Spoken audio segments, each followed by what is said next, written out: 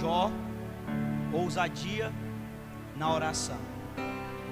Esta é a confiança que temos nele, que se pedimos alguma coisa segundo a sua vontade, ele nos ouve. 1 João capítulo 5, versículo 14.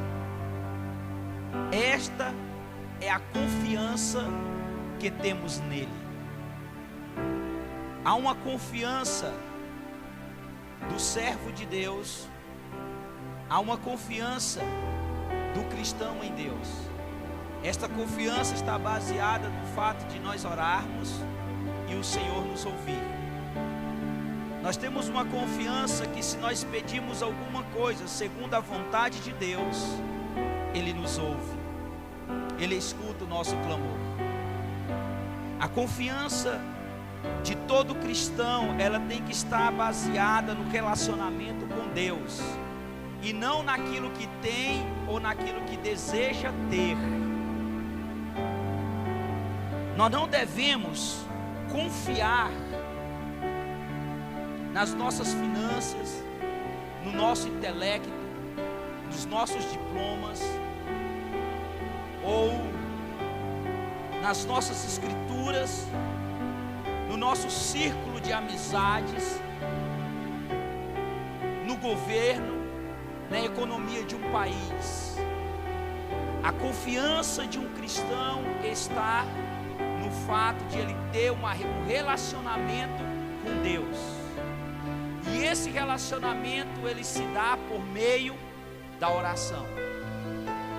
A oração, ela é a chave que nos conecta a Deus. E João, um homem experiente que viveu junto com Jesus, que viveu após Jesus ter morrido e ressuscitado, ele diz: esta é a confiança que temos nele, que se pedimos alguma coisa segundo a sua vontade, ele nos ouve. O nosso objetivo é que você seja capaz, primeiro, saber, entender o que significa ser pessoa de oração. Como cristão, você tem um objetivo de entender o que significa, o significado de uma pessoa de oração, o que ela significa para Deus, o que ela significa para o mundo. E é isso que nós estamos aprendendo nesses dias. O que significa pessoas de oração nessa terra. Homens que mudaram circunstâncias através da oração. Nós precisamos sentir, reconhecer que precisamos de intimidade com o Senhor. É um sentimento que traz um reconhecimento que sem intimidade a nossa vida cristã é morta. E hoje nós vamos aprender sobre a vida de um homem que aparentemente nós achávamos que ele tinha um grande relacionamento com Deus, mas que com o desenrolar da história nós observamos que ele é como muito de nós, apenas familiarizado com Deus e não conhecer de fato e verdade. Nós precisamos agir. Qual seria a nossa ação? Orar com reverência e humildade diariamente. A oração precisa de reverência. Aprendemos ontem que quando nós oramos, o lugar que nós estamos se torna santo, pois Deus vem estar conosco. O Espírito Santo é o nosso intercessor. Então, se Deus está conosco, o mínimo que nós temos que ter é reverência e humildade perante a sua presença. A oração nos reserva um benefício ainda maior do que os favores que nós buscamos. É interessante porque quando nós praticamos a oração ou queremos ser pessoas de oração, às vezes nós recorremos à oração por causa de pedidos e desejos. Isso é natural de todo ser humano. Temos necessidade, existe alguém superior que pode suprir essa necessidade e nós recorremos a eles. A oração, às vezes, ela é para nós uma válvula de escape. Só oramos quando estamos necessitados. Mas há algo muito mais na oração do que apenas receber aquilo que pedimos de Deus.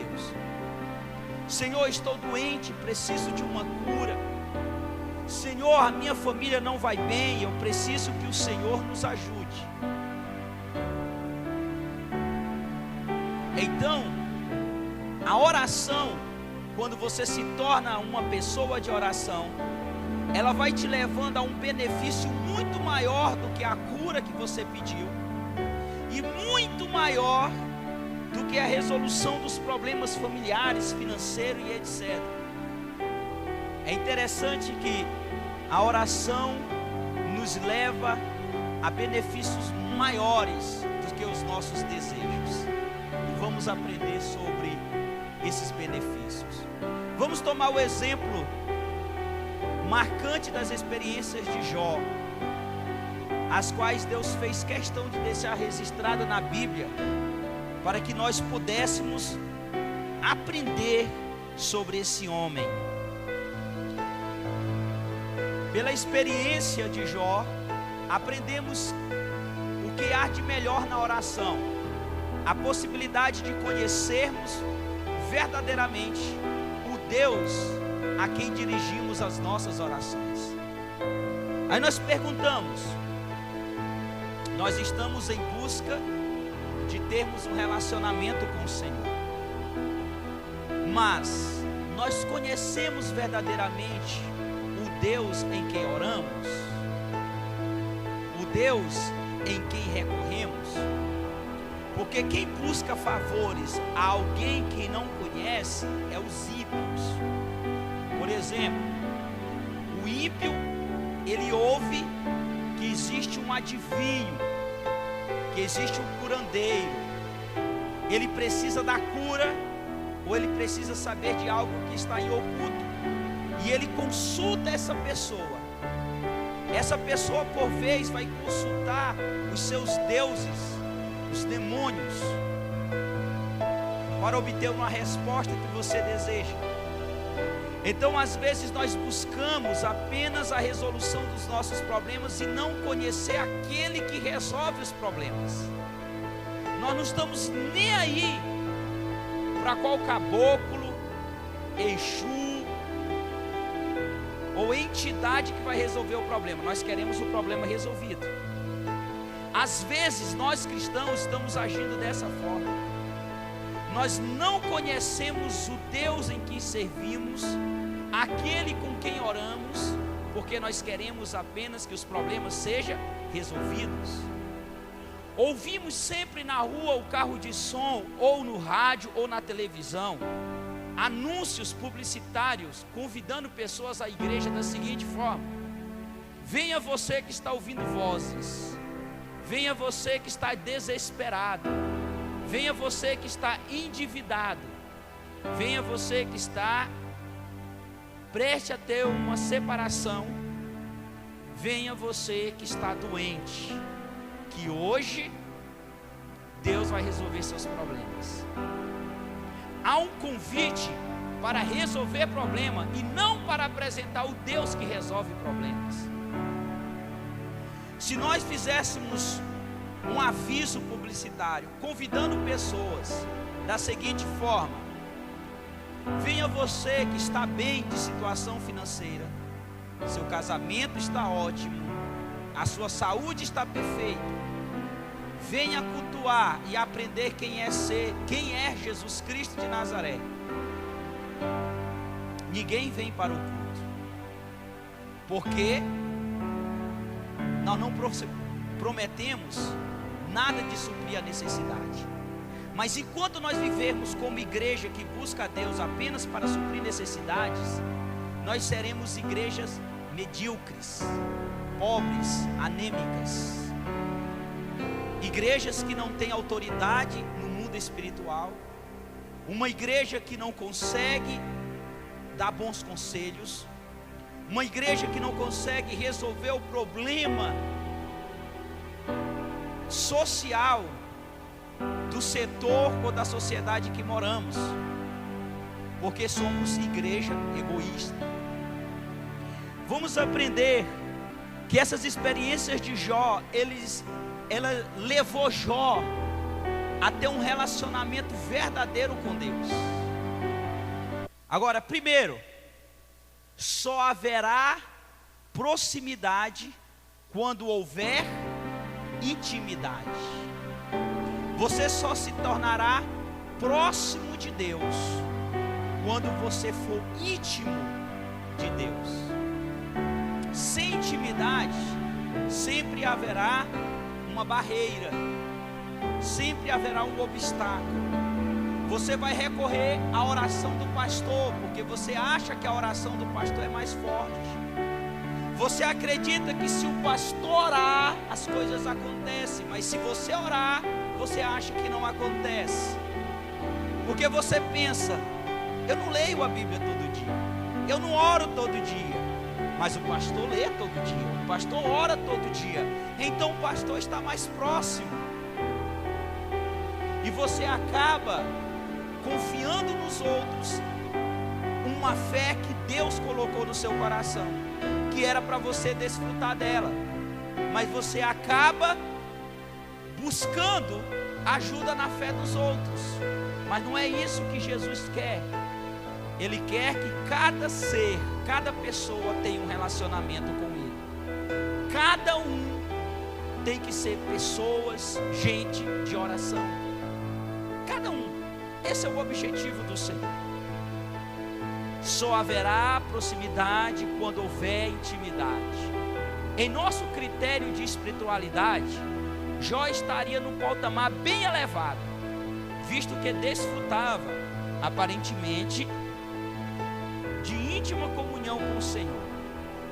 O que nós lemos no capítulo 1, versículo 1 de Jó, nós lemos: havia um homem na terra de Uz, cujo nome era Jó, e era este homem íntegro, reto, temente a Deus e se desviava do mal. Olha a narrativa a respeito de Jó. Um homem íntegro, integridade, honestidade. Um homem reto, um homem que andava nos caminhos do Senhor em retidão, um homem que tinha seus negócios financeiros com retidão, um homem temente a Deus, que respeitava Deus, um homem que se desviava do mal. Então você pensa, nossa, esse homem espiritualmente está próximo de Deus, espiritualmente esse homem é santo. Imagina alguém hoje na terra com essas qualidades: íntegro, reto, temente a Deus e que se desvia do mal. As pessoas iam adorá-lo como Deus, porque seria a santidade em pessoa. Então aparentemente nós o julgamos Jó como tendo um relacionamento com Deus íntimo, aquele cara que chegava em Deus na hora que ele queria, furava fila porque Deus dava prioridade. Mas não é bem assim. A narrativa continua dizendo: era de 7.000 ovelhas, 3.000 camelos, 500 juntas de boi e 500 jumentas. Era também muitíssimos os servos a seu serviço, de maneira que esse homem era o maior que todos os do Oriente. E ia seus filhos à casa um dos outros, e fazia banquetes cada um por sua vez, e mandava convidar as suas 3 irmãs a comer e beberem com eles. Sucedia, pois, que decorrido o turno de dias dos seus banquetes, enviava Jó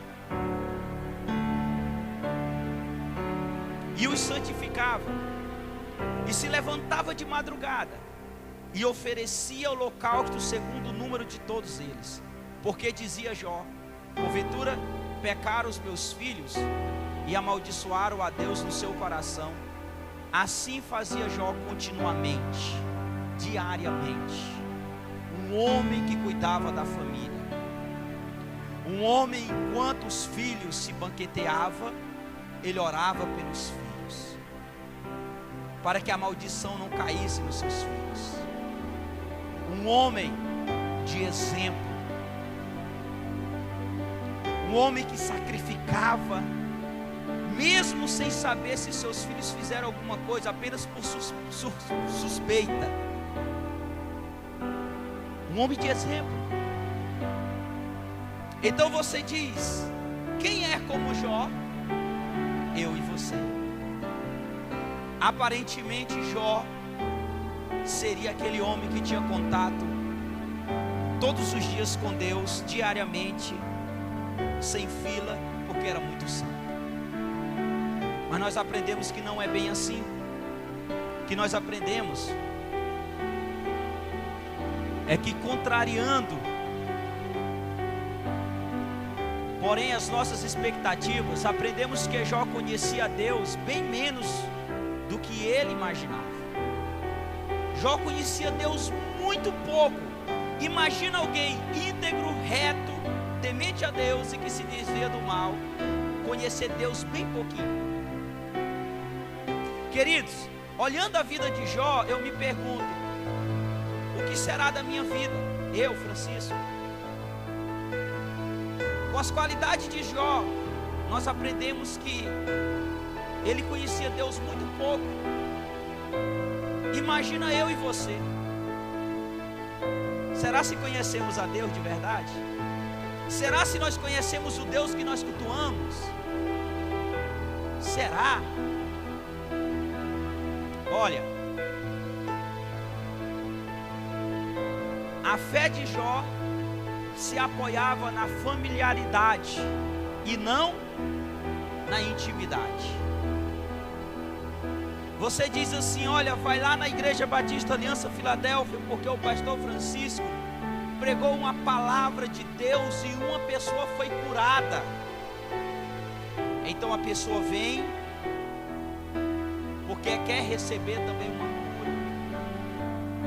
E quando o pastor Francisco começa a pregar, no final do culto essa pessoa chega e diz: pastor, ora por mim.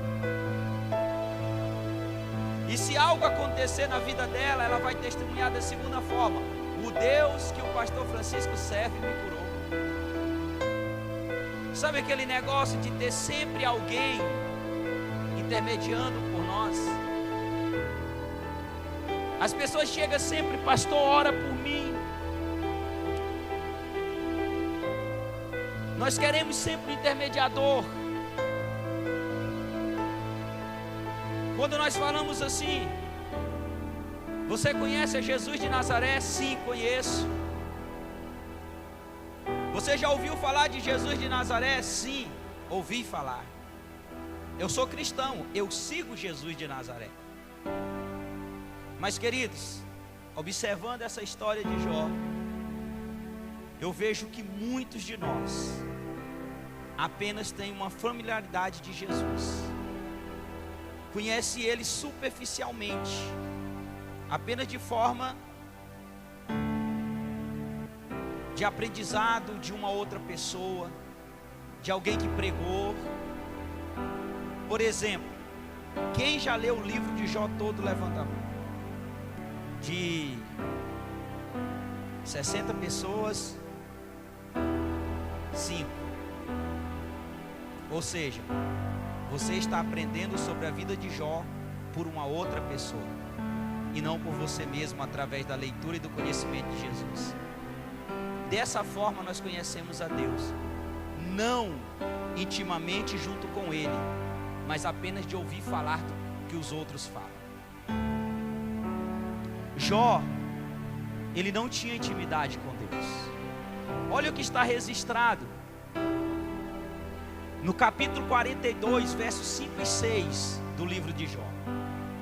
Com o ouvir dos meus ouvidos ouvi, mas agora te vê os meus olhos.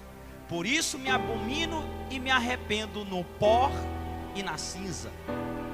O desfecho do livro de Jó se dá dessa forma. Jó reconhecendo a soberania de Deus, e Jó então percebendo que ele não conhecia Deus, íntegro, reto, temente a Deus, se desviava do mal, cuidava da sua família e não conhecia Deus, apenas de ouvir falar de Deus. Agora, por que Jó falou essas palavras? Porque no decorrer do livro de Jó, nós vemos então Jó, ele aprendendo sobre Deus. Qual a diferença entre familiaridade e intimidade? Primeiro, eu vou fazer uma pergunta: receberia algo de Deus quem tivesse apenas familiarizado com Ele? Alguém que apenas conhece de ouvir falar a Deus, receberia alguma coisa de Deus? Sim ou não? Sim. Os ímpios recebem de Deus. Ele faz chover na roça do ímpio e na roça do justo.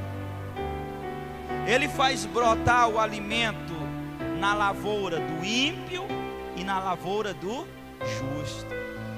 Recebe alguém alguma coisa por apenas ouvir falar de Jesus? Sim.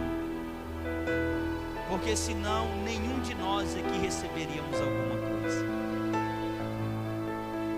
Apenas de ouvir falar, sim, os ímpios recebem. Agora, o que receberia alguém que tem intimidade com Deus? Favores? Pedidos? Não. Receberia muito mais. Quem tem intimidade com Deus recebe a salvação. Quem tem intimidade com Deus recebe a paz. Quem tem intimidade com Deus recebe o Espírito Santo. Quem tem intimidade com Deus recebe mudança interior. Quem tem intimidade com Deus recebe muito mais do que o mundo procura. Ele recebe a própria presença do Senhor. A diferença entre familiaridade e intimidade é essa: as pessoas que têm apenas familiaridade de Jesus recebem o que querem, o que pedem, mas os que têm intimidade recebem algo mais. Recebe o próprio Cristo.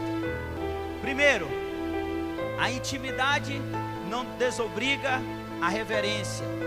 Eu tenho intimidade com Deus? Tenho. Você tem intimidade com Deus? Tem. Mas isso não vai desobrigar que você tenha reverência diante de Deus. Você não vai chegar perante Deus de qualquer forma, de qualquer jeito. As pessoas estão reunidas no nome de Jesus e você chega de qualquer jeito, atrapalhando a reunião. Você está lá orando e o telefone toca, você não vai deixar de orar para atender o telefone. Se for uma notícia de morte, já morreu. Não adianta você receber naquela hora, porque já morreu. Se for uma notícia de emprego, você vai ligar depois. Com certeza, você vai ligar rapidamente depois. Mas se você está no seu quarto de escuta, no momento de oração, não pode ser interrompido por um telefonema, por alguém que bate na porta. Reverência. Você é íntimo de Deus? Sim, mas você tem reverência. Quanto maior a nossa proximidade de Deus, seja em particular ou em um culto público, tanto maior deve ser a nossa reverência. Jó ficou perplexo quando Deus confrontou a sua oração. Jó chegou a sentir humilhação de si mesmo. Tamanha foi a vergonha pelo procedimento irreverente na oração. Queridos, Satanás se apresentou a Deus juntamente com todos os anjos de Deus. E o Senhor perguntou a Satanás: Satanás, de onde vem? Ele disse: de andar e passear pela terra. O Senhor disse: observastes o meu servo Jó, um homem íntegro, reto, temente a mim e que se desvia do mal. Satanás disse: sim, mas ele só faz isso porque tu tem abençoado demais. Ele é muito rico. Eu quero ver se você tira os bens dele, se ele vai te adorar. Deus disse: Satanás, pode fazer isso, mas poupa-lhe os filhos e a vida. Satanás veio e num só dia tudo o que Jó tinha perdeu. Tudo. A lavoura pegou fogo. Os ladrões roubaram todo o rebanho. Jó reconheceu isso e disse: nu eu nasci, nu eu volto para Deus. Deus me deu, Deus também tomou. Quem sou eu para reclamar? Então Satanás volta e Deus disse: viu como ele não reclamou? Satanás disse: vai na família. Ele foi e os filhos estavam num desses banquetes e o teto caiu sobre eles e matou todos. Jó não reclamou de Deus. Satanás voltou e Deus disse: eu não te disse que ele não iria reclamar? Satanás disse: carne, osso por carne, carne por osso. O homem dará tudo pela sua vida. O Senhor disse: vai, toca nele, mas poupa-lhe a vida. Satanás veio e tocou em Jó com uma chaga, uma doença, uma lepra, da cabeça aos pés, ao ponto de cachorros lamberem as feridas de Jó. Ou seja, Jó era rico, família linda e sadio. Jó estava pobre, sem filhos e doente. A mulher de Jó disse: amaldiçoa esse Deus que você serve e morre logo. Jó disse: mulher, você está igual uma louca. Eu recebo tantas coisas boas de Deus, por que eu não posso receber o ruim também? Olha o procedimento de Jó. Então começa os amigos de Jó vindo até Jó, ficaram sabendo de tudo o que aconteceu com Jó, e eles começaram a comentar: Jó, você pecou. Jó disse: não pequei. E eles dizem: Jó, confessa seu pecado. Jó disse: o que eu fiz de errado? Depois em casa você leia o capítulo 29 de Jó, para você ver a integridade de Jó, o quanto ele era íntegro na sociedade, quantas coisas boas ele fazia para os órfãos, para as viúvas. Ele era um ancião da cidade, um homem respeitado. Então Jó começou no seu coração a procurar um pecado, por que Deus fez aquilo, e ele não encontrava. E ele disse: não, o Todo-Poderoso veio contra mim, mas eu não mereço isso. E os amigos de Jó não entravam na cabeça deles como que Jó foi amaldiçoado, como que Jó perdeu tantas as coisas em santidade. Isso era contrário a tudo. Blasfemou contra o dia em que nasceu. Maldito seja o dia, maldito sejam os seios que me amamentou. De tanta dor, de tanta desgraça que ele estava tendo, mas não reclamou contra Deus. Na sua oração, mesmo sem reclamar contra Deus, ele chegou a proferir que ele estava certo, porque ele não fez nada e Deus estava errado. Por isso, no capítulo 32, ele disse: eu me abomino no pó e na cinza. Eu me arrependo de ter falado com ousadia contra Deus, na minha arrogância, no meu direito de justiça. Sabe aquele crente que não pode acontecer nada de errado, que ele culpa Deus? Deus, por que está acontecendo isso? Eu estou na tua casa, eu estou te servindo, eu sou dizimista, eu canto, eu toco, eu sirvo na igreja. Por que está acontecendo isso de ruim? E ele começa a reclamar de Deus, querer ser melhor do que os outros, porque os outros têm e eu não tenho. Eu sou teu servo. Quando está ferido com alguém, usa o seu senso de justiça própria para amaldiçoar o outro. O Deus em que eu sirvo vai pesar a mão contra você. Querido, Jesus morreu também para aquele que está te ofendendo, e ele quer a salvação dele. Ele não vai matar ele por causa da sua justiça própria, não, porque você se acha santo e Deus gosta muito de você, vai matar o outro por você. Não. O que nós aprendemos é pedir perdão pelos nossos pecados, assim como nós perdoamos aquele que nos ofendem. A intimidade com Deus está ligado ao amor que nós temos com o próximo também. Jó ficou perplexo quando Deus confrontou a sua oração. Jó chegou a sentir aversão de si mesmo, tamanha foi a vergonha pelo procedimento irreverente na oração. Ele falou contra Deus, ele sentiu vergonha de si mesmo.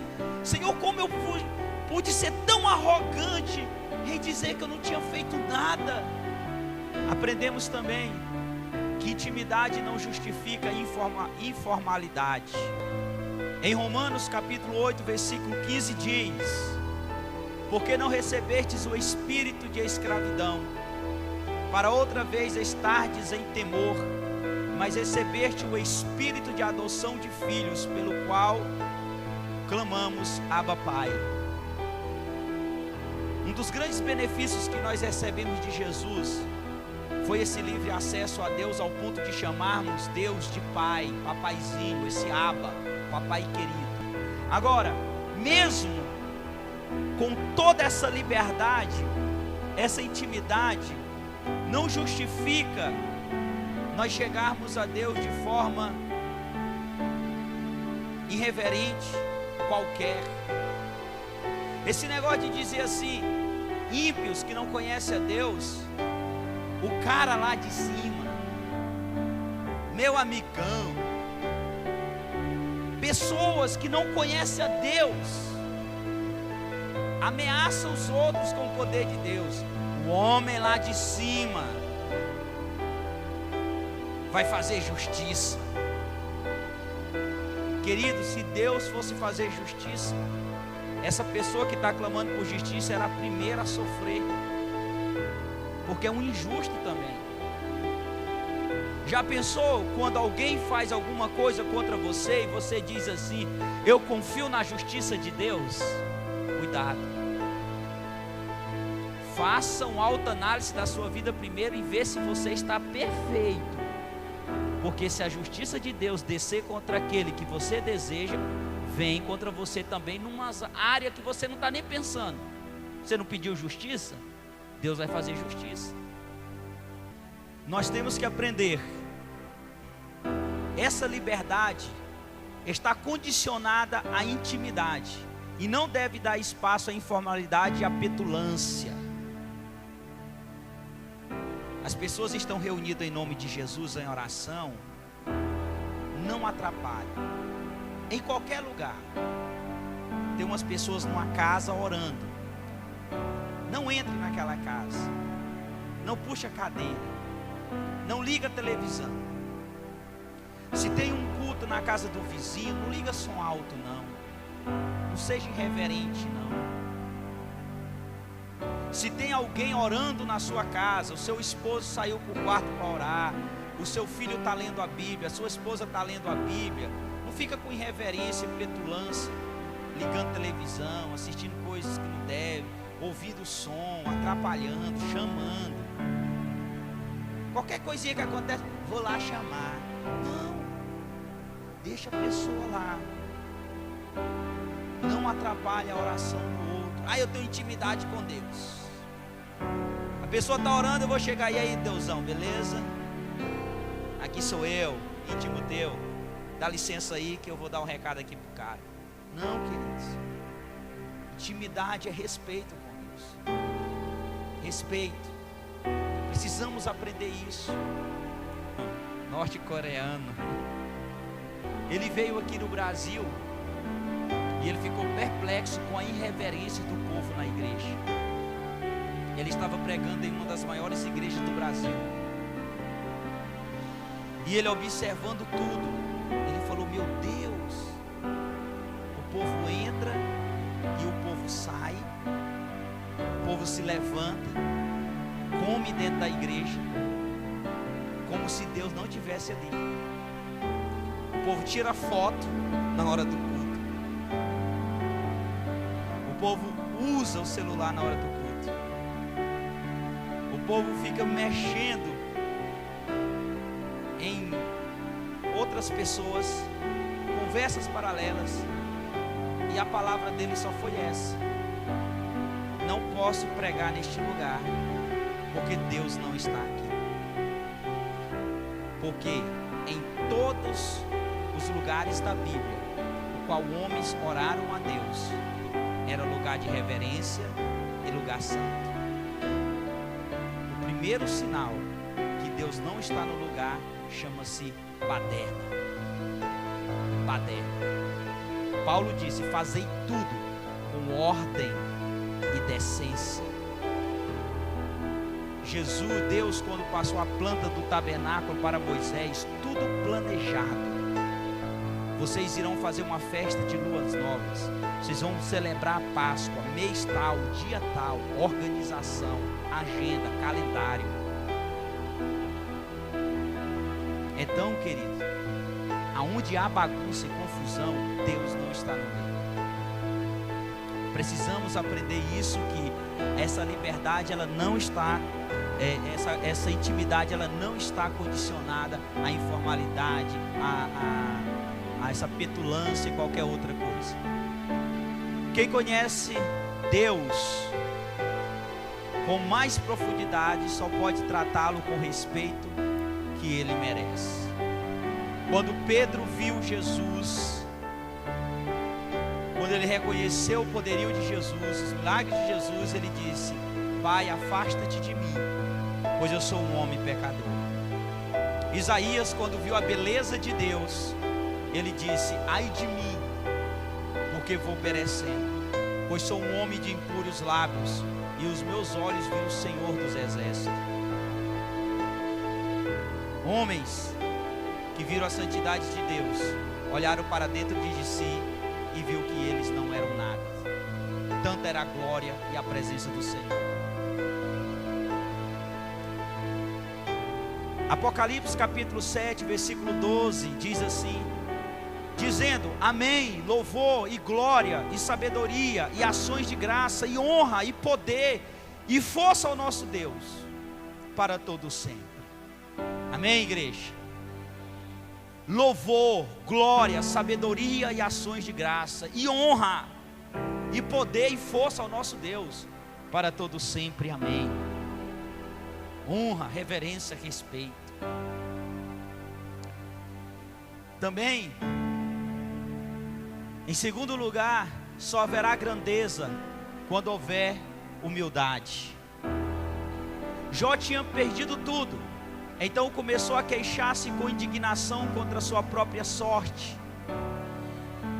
Deus deu até corda para Jó e deixou até aonde ele iria, com suas queixas de dizer assim: eu não fiz nada, eu sou santo, eu não deixei ninguém passar fome, eu não neguei ajuda ao necessitado, eu não deixei de sacrificar os meus filhos por causa do pecado.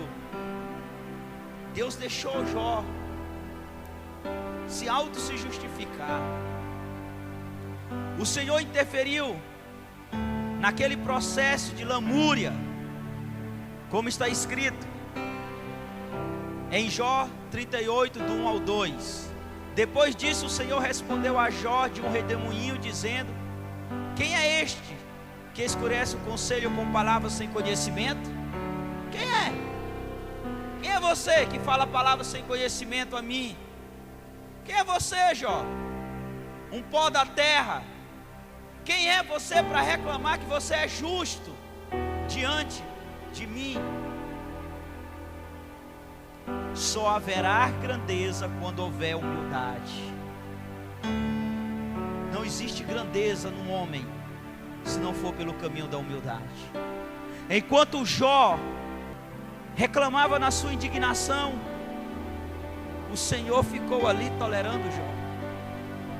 Mas quando ele reconhece o poderio de Jesus, de Deus, que aparece a ele nesse redemoinho, ele disse: eu me abomino no pó e na cinza.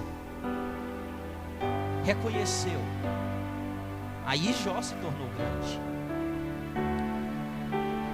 Diante da majestade divina que se descortinou a Jó na sua estupidez, insensatez, insignificância moral, intelectual e física, foram evidenciadas. A majestade divina de Deus, ela foi evidenciada na vida de Jó, porque é como se abriu uma cortina diante de toda essa estupidez, essa insignificância moral que ele tinha. Eu ajudo os pobres, eu sou inteligente, essa insensatez de falar contra o próprio Deus. Então Jó se viu reduzido às suas verdadeiras dimensões. Se somos alguma coisa é porque Ele nos conferiu essa honra. Quem pode dizer amém? Você só é um professor porque Ele te concedeu essa honra. Você só é um pai porque Ele te concedeu essa honra. Você só é o que você é hoje porque Ele te concedeu esta honra. Reconheça isso e você será grande e nobre. Terceiro, nós aprendemos: só haverá favor quando houver temor.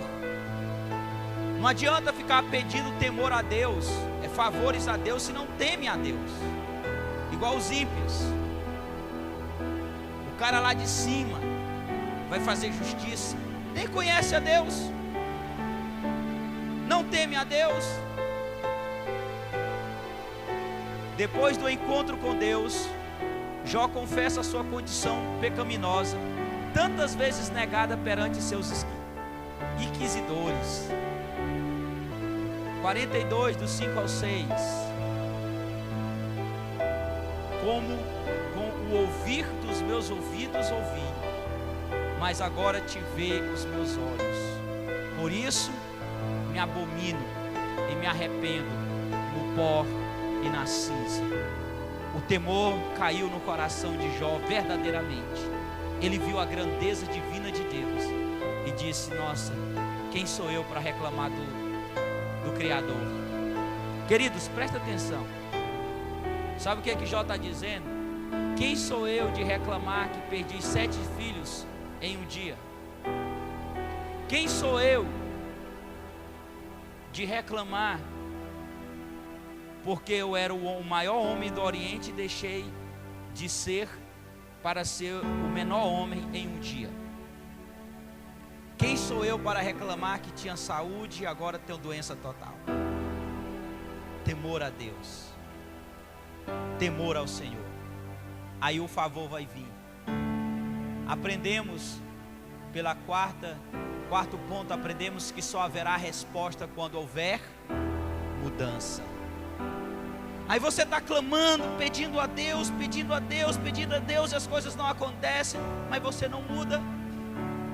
Você continua o mesmo, continua a mesma vida, o mesmo procedimento, a mesma forma de buscar a Deus. Aprendemos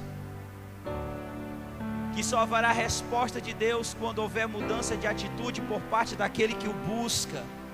Da minha parte, que sou interessado. Jó obteve resposta, alívio e restauração, não porque ele merecia, mas porque Deus teve misericórdia. Ele alcançou o alívio da sua doença, a restauração do seu posto e tudo mais. A resposta veio na vida de Jó, quando ele reconheceu que ele não era ninguém perante o Senhor. Mesmo sabendo que a sua tragédia não foi provocada por seus atos, Jó teve que aprender que nenhum homem é perfeito e justo aos olhos do Criador. Então o que você aprende nessa noite é nunca reclamar de Deus com as coisas que acontecem. Nunca. Perca de um ente querido, falência financeira, doença. Não reclame de Deus e não atribui a Ele essas consequências. Aprenda com Jó. Tenha temor ao Senhor e a resposta virá. Amém, igreja? A nossa oração, ela deve ser como a de Davi. Davi, ele orou assim: Senhor, ouve a minha oração, inclina os ouvidos às minhas súplicas, escuta-me segundo a tua verdade, segundo a tua justiça, e não entres em juízo com o teu servo, porque a tua vista não se achará justo nenhum vivente. Senhor, eu entro em oração a Ti, não porque eu sou santo, não porque eu sou crente, não porque eu sou dizimista, não porque eu estou na igreja. Eu não vou reclamar aqui isso que eu faço ao Senhor. Você entra em oração porque Ele é soberano, e segundo a verdade dEle, a justiça dEle, Ele tem o melhor para a sua vida. Amém, queridos? A nossa oração, ela tem que ser assim. No final da história, Deus restaurou a vida de Jó. Olha o que aconteceu com Jó no final. Jó foi ricamente abençoado com o dobro do que havia perdido. Todos os bens de Jó, Deus o abençoou em dobro. Está lá em Jó 42:12. Foi-lhe concedido a bênção de ter mais 7 filhos e 3 filhas. Novamente, Jó teve mais filhos de novo, aqueles que tinham sido perdidos. Jó 42:13. Mas a dádiva mais preciosa que Jó recebeu e procurou valorizar pelo resto da vida foi a lembrança de ter visto a majestade e a glória de Deus. Deus restaurou tudo que Jó tinha perdido, sim. A saúde de Jó, sim. Os filhos de Jó, sim. Mas além das dádivas terrenas, Jó recebeu algo muito maior que ele aprendeu na oração: intimidade com Deus. Ele diz: eu apenas ouvia falar, eu apenas ouvi o pastor Francisco pregar domingo, terça e quinta-feira. Eu aprendia apenas de ouvir falar, mas agora eu sei quem é Deus, porque eu oro, porque Ele fala comigo, porque eu tenho meu quarto de escuta. Agora eu sei quem é Jesus, porque Ele se revelou a mim pessoalmente, e isso ninguém rouba de você. Amém, queridos? Essa tem que ser a nossa atitude.